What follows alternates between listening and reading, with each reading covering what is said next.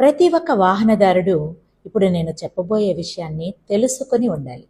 So నేను మీ నాగలక్ష్మి. ఈరోజు ఒక మంచి ఇంపార్టెంట్ టాపిక్తో మీ అందరి ముందుకు వచ్చేస్తున్నాను. ఈ వీడియోని తప్పనిసరిగా సేవ్ చేసి షేర్ చేయగలరు. ఈ రోజుల్లో వాహనం లేని వాకిలి ఉందా చెప్పండి.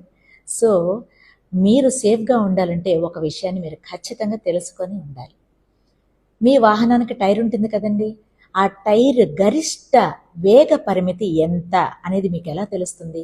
సో ఇప్పుడు నేను చెప్పబోతున్నాను, ఖచ్చితంగా నోట్ చేసుకోండి. మీకు టైర్ మీద ఒక కోడ్ కనిపిస్తుంది. ఆ కోడ్లో ఒక చివరి అక్షరం ఆ టైర్ యొక్క వేగ పరిమితిని సూచిస్తుంది అనమాట. సో మొట్టమొదటిగా మనం ఎల్ అనే అక్షరం కనుక మీరు గమనించినట్లయితే 120 km/h అని సూచిస్తుంది.